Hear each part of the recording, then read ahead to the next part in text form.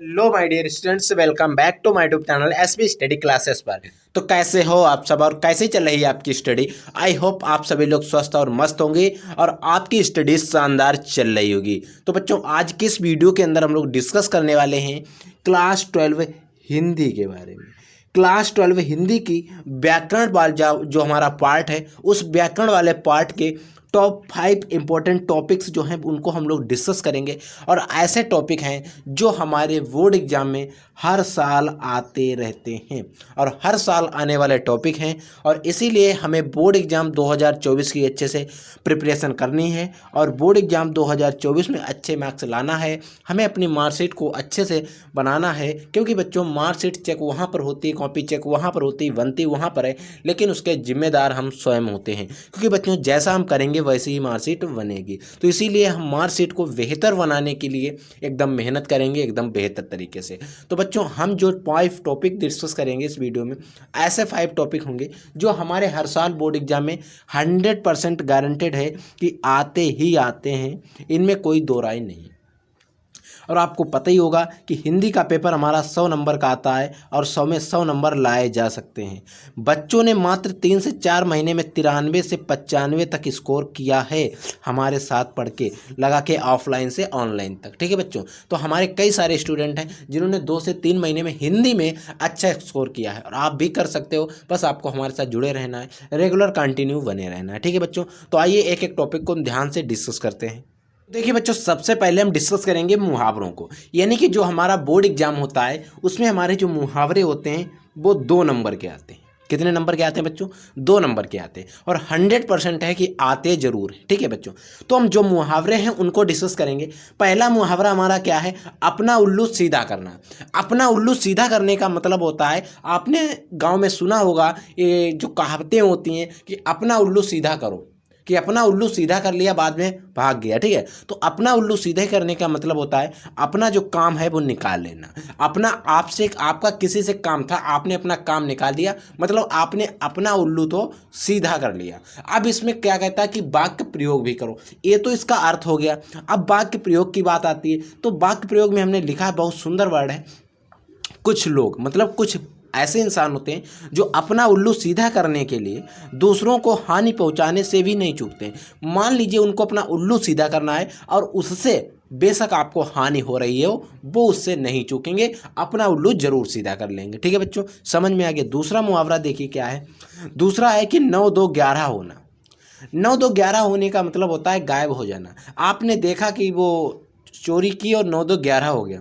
क्यों हो गया? क्योंकि बच्चों जैसे उसने चोरी की, उसने पुलिस को देखा, वो 9 2 11 हो गया। अब देखिए, गायब हो जाना इसका तो अर्थ हो गया ना, इसका अर्थ हो गया 9 2 11 होने का। अब हमें इसका वाक्य प्रयोग भी करना है। जब हम वाक्य प्रयोग करेंगे तो लिखेंगे, पुलिस को आता देखकर चोर 9 2 11 हो गए। मान लीजिए चोरों ने चोरी की और जैसे ही पुलिस को आते हुए देखा तो सारे चोर क्या हो गए? 9 2 11 हो गए, मतलब गायब हो गए, मतलब भाग गए। ठीक है बच्चों, समझ में आ गया। अगला देखिए, हाथ पीले करना।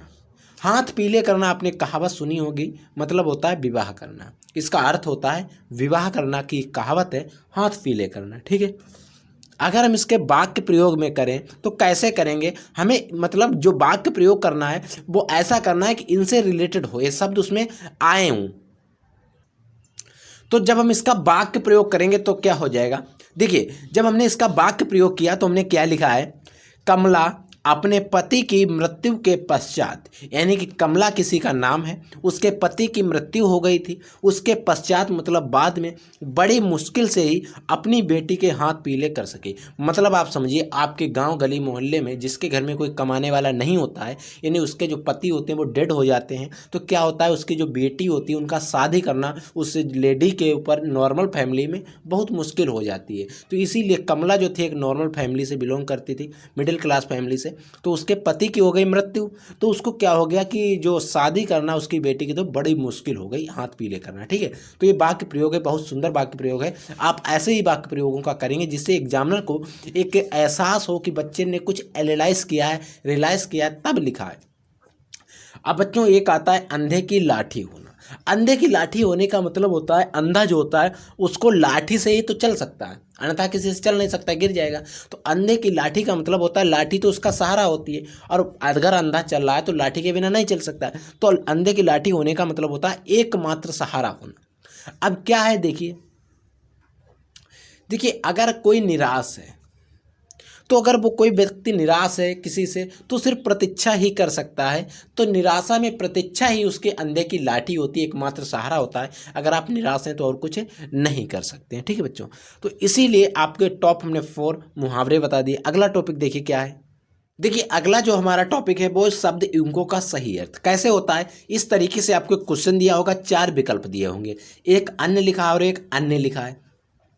इन दोनों का सही अर्थ क्या है इसके बारे में इन चारों विकल्पों में से चुनकर लिखना है। जैसे पहला दिया गया अनाज और दूसरा, भोजन और अनेक, बेकार और दूसरा, और गेहूं और वह। मतलब अन्य का क्या मतलब होता है, अन्य का क्या मतलब होता है। आपने इस वाले अन्य को तो सुना ही होगा, क्या होता है, अन्य का मतलब होता है दूसरा। तो ऐसा किसमें कितने वर्ड दिए गए, 1 और 2, यानी कि 2 हैं जो का खाखंड और गाखंड, ये तो बेकार हो गया अगर आपको एक भी पता है। और अन्य का मतलब होता है अनाज। तो बच्चों इसमें हमारा पहला सही हो जाएगा अनाज और दूसरा हो जाएगा इसका। अगला देखिए इसी प्रकार, अगला लिखा है अविराम और अभिराम। अविराम और अविराम, अविराम का मतलब क्या होता है, अविराम का मतलब क्या होता है। देखिए बच्चों अगर हम अविराम की बात करें तो इसका सिर्फ एक ही मतलब होता है अनवरत। क्या होता है, अनवरत। और अविराम का मतलब होता है आकर्षक। तो इसमें तीसरा जो है वो यानी कि गाखंड वो सही हो जाएगा, अनवरत और आकर्षक। और ये हमारे बोर्ड एग्जाम 2023 इस साल जो बोर्ड एग्जाम हुआ है उसमें आया हुआ है, इसीलिए आप इसको जरूर तैयार कर लोगे। ठीक है बच्चों, अगला देखिए, अगला देखिए, अगला लिखा है ग्रह और ग्रह। देखिए इसमें रा यहाँ पर लगा है, इसमें रा यहाँ पर लगा, इसमें भी लॉजिक होता है। देखिए बच्चों ग्रह मतलब होता है घर और ग्रह मतलब होता है नक्षत्र। और इसमें सारे वर्ड जो ग्रह, घर घर, गांव गांव, आपने ग्रह का मतलब गांव कहीं सुना है, नहीं होता है ना।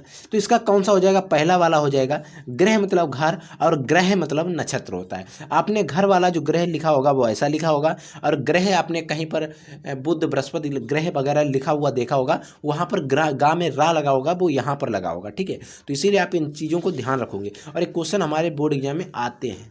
अब अगला हमारा जलधि, जलद और जलधि। अब बच्चों जलद की अगर हम बात करते हैं, जलद की बात करते हैं तो कौन सा सही होगा इसमें बताइए।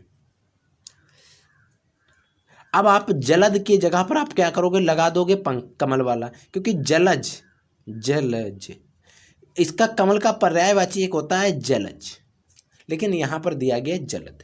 जलद जो होता है बच्चों बादल का पर्यायवाची होता है, और जलद जो है वो समुद्र का मतलब होगा। तो इसमें हमारा जो सही हो जाएगा वो दूसरा सही होगा, बादल और समुद्र। ये बच्चों टॉप थे। अगला टॉपिक देखिए ध्यान से, इन सारे टॉपिक को देखते हुए चलिए।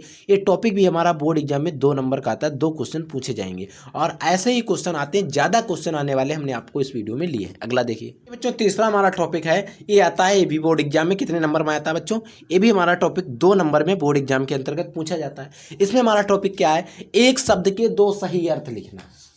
एक कोई शब्द दिया होगा और आपको उसके कोई 2 सही अर्थ लिखने होते हैं। अब कैसे लिखना है देखिएगा, जैसे कि हमारा पहला वर्ड दिया गया, हमें दिया गया काल। अब काल के आपको कोई 2 शब्द लिखने हैं, तो काल का एक तो हो जाएगा बच्चों आपको मृत्यु, एक तो मृत्यु हो जाता है काल का, आपने भी पढ़ा होगा कि किसका काल आ गया। ठीक है, और एक क्या होता है बच्चों, इसका हो जाएगा समय। क्या बच्चों हो जाएगा, समय। होते तो बहुत हैं लेकिन इन 2 को आपको याद रखना है। इसी प्रकार से आपकी जड़ आती है, जड़ के आपको 2 लिखने हैं, तो जड़ का एक तो हो जाएगा सीधी सी बात है मूल, और एक हो जाएगा मूर्ख। मूल और मूर्ख आपको जड़ के ये दोनों ध्यान रखने हैं। ठीक है, फिर आता है इसी प्रकार से चपला। चपला का मतलब हो जाएगा बच्चों, एक तो इसका होता है लक्ष्मी। अब बच्चों ये तो हम आपको समझा नहीं सकते कैसे आते हैं, ये तो आपको याद ही करने पड़ेंगे। और इसी का एक हम लिख देंगे बिजली। होते तो बहुत है, मैं ऐसे ऐसे लिखवा रहा हूँ जो आपको याद हो जाए जल्दी से, बिजली। ठीक है, अब इसी प्रकार से गुरु होता है। गुरु, एक गुरु माने होता है बड़ा, और एक गुरु नहीं कहते, बहु गुरु है, तो एक तो हो जाएगा इसका बड़ा, गुरु का मतलब हो जाएगा बड़ा, और एक होता है गुरु का मतलब शिक्षक, शिक्षक होता है। तो ऐसे ही आपको दो दो लिखने, दो से ऊपर कभी नहीं पूछता है। और उसमें काल, जड़, ये 2023 के बोर्ड एग्जाम में आए हुए हैं, ठीक है। तो इनको तो ध्यान से पढ़ेंगे, और दो भी ऐसे हैं जो कहीं ना कहीं बोर्ड एग्जाम में पूछे जरूर गए हैं, ठीक है। ठीक है, अगला टॉपिक देखिए क्या है। अगला टॉपिक है वाक्यांशों को शुद्ध करना। वाक्यांश कोई दिए होंगे, उनका आपको सही अर्थ लिखना होगा। इसमें भी आपको 4 विकल्प वहां पर मिलेंगे। अगर मैं आपको पेपर में दिखाऊं तो कैसे क्वेश्चन आएंगे देखिएगा। तो देखिए, अगर हम बोर्ड पेपर की बच्चों बात करते हैं तो देखिए क्वेश्चन आया हुआ है बोर्ड पेपर में, क्या है, जो वंदना करने योग्य हो, ठीक है, उसे वंदनीय कहेंगे या पूजनीय कहेंगे या सम्माननीय कहेंगे या आदरणीय कहेंगे। ऐसे ही आपको विकल्प दिए होंगे। तो जो वंदना करने योग्य होता है उसे बच्चों वंदनीय कहते हैं। क्या कहते हैं? इसमें हमारा पहला वाला विकल्प जो है वो सही हो जाएगा। इसी प्रकार से इसमें भी देख लीजिए क्या कह रहा है, जो वंदना करने योग्य हो उसे क्या कहेंगे बच्चों? वंदनीय कहेंगे। और एक जो हमारा दिखाया भी हमने, ये पेपर हमारे पास है बोर्ड एग्जाम 2023 का, तो उसमें क्वेश्चन आया हुआ है, जो वंदना करने योग्य होता है उसे हम वंदनीय कहते हैं, ठीक है। जिसे जीता ना जा सके, ऐसी चीज जिसे जीता ना जा सके उसे हम क्या कहेंगे? उसे हम कहते हैं बच्चों अजेय। क्या कहते हैं बच्चों? अजेय। अजेय। क्या बच्चों सही नहीं दिख रहा? देखिए अजेय क्या होगा? अजेय। अजेय कहेंगे। जिसे हम जीत ना जा सके, जिसे जीता ना जा सके उसे अजेय कहते हैं, ठीक है। कोई एक लिख लीजिए। अब देखिए अगला है, जो लोगों में प्रिय हो। अगर कोई ऐसा व्यक्ति है जो लोगों में प्रिय है तो उसे हम क्या कहेंगे बच्चों? लोक प्रिय। लोक प्रिय कहते हैं। अब देखिए अगला है, सेना के ठहरने का स्थान। इस पर भी आप स्टार लगा लीजिए, एक क्वेश्चन सबसे ज़्यादा बोर्ड एग्जाम में पूछा गया है। सेना का ठहरने का स्थान होता है बच्चों, उसे हम क्या कहते हैं? छावनी कहते हैं। याद रखोगे, क्या कहते हैं बच्चों? छावनी कहते हैं, ठीक है। याद रखना है कि जो सेना होती है यहाँ पर ठहरती है उस स्थान को हम छावनी कहते हैं। बच्चों अगला टॉपिक क्या है? अगला टॉपिक है बच्चों, वाक्यों को हमें शुद्ध करना है। वाक्य जो है इनमें हमें कुछ त्रुटि दी गई हैं। इन वाक्यों को, जैसे डाकुओं ने चौकी लूट की गई, डाकुओं ने चौकी लूटी गई, इसका मतलब कोई वाक्य आपको शुद्ध नहीं लग रहा है, एक ऐसा है अशुद्ध है। हमें इसको क्या करना है? शुद्ध करना है। अगर हम इसको शुद्ध करेंगे तो क्या लिखेंगे? डाकुओं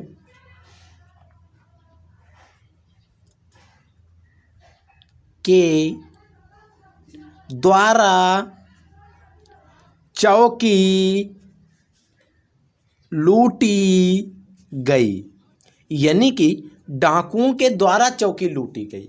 और यहां पर क्या लिखा? डाकुओं ने चौकी लूटी गई। कुछ अच्छा नहीं लग रहा था, तो डाकुओं के द्वारा चौकी लूटी गई, ठीक है। बच्चों से माल्यार्पण किया गया। बच्चों से माल्यार्पण किया गया, क्या मतलब है? इसका हो जाएगा बच्चों द्वारा माल्यार्पण किया गया। बच्चों द्वारा माल्यार्पण किया गया। समझ में आ रहा है? ऐसे ही हमारे बोर्ड एग्जाम में भी आते हैं। अगला देखिए क्या है। देखिए अगला क्या है, अगला हमारे पास है, कह रहा है कि मेरे पास मात्र 10 रुपये केवल बचे हैं। क्या मतलब है? मेरे पास मात्र 10 रुपये केवल बचे। अब देखिए केवल भी आ रहा है और मात्र भी आ रहा है, इसका मतलब नहीं लग रहा है। तो इसको जब हम शुद्ध करेंगे तब हम क्या लिखें? यानी कि जब हम इसको शुद्ध करके लिखेंगे तब क्या लिखेंगे? मेरे पास मात्र 10 रुपये बचे। क्या? मेरे पास मात्र 10 रुपये बचे हैं। इस केवल को लगा के हम कर देंगे खल्लास। सिर्फ इसको हटा देना है, मेरे पास मात्र 10 रुपये बचे हैं, कुछ चेंज नहीं करना है, सिर्फ आपको केवल हटा के बाकी उतार देना है, ठीक है। अब देखिए, कल वह परीक्षा में नहीं बैठा। अब कल वह परीक्षा में नहीं बैठा, इसका क्या मतलब होगा? तो इसका हम क्या करेंगे? इस वह को, वह कल परीक्षा में नहीं बैठा, बस आपको इसको चेंज कर देना है, कल को आपको पीछे लाना है और वहाँ को आपको आगे ले जाना है। ठीक है बच्चों, तो ये जो टॉप 5 टॉपिक थे मैंने आपको बता दिए। ये सारे टॉपिक आपके बोर्ड एग्जाम में 2-2 नंबर के आएंगे, यानी कि 10 नंबर आपके बिल्कुल पक्के हो रहे हैं। तो इन टॉपिक को तैयार कर लीजिए और अपने बोर्ड एग्जाम देने से पहले इन सभी टॉपिक को याद करके जाना, और ये टॉपिक 100% बच्चों आपके बोर्ड एग्जाम में आएंगे। तो आई होप आपको वीडियो पसंद आया होगा। अगर आपको वीडियो पसंद आया हो तो वीडियो को लाइक कर देना। अगर आप लोग चैनल पर नए विजिट करें, चैनल को सब्सक्राइब जरूर कर लेना। ठीक है बच्चों, तो हम मिलते हैं किसी एक और वीडियो में और धमाकेदार टॉपिक के साथ। तब तक के लिए जय हिंद, वंदे मातरम।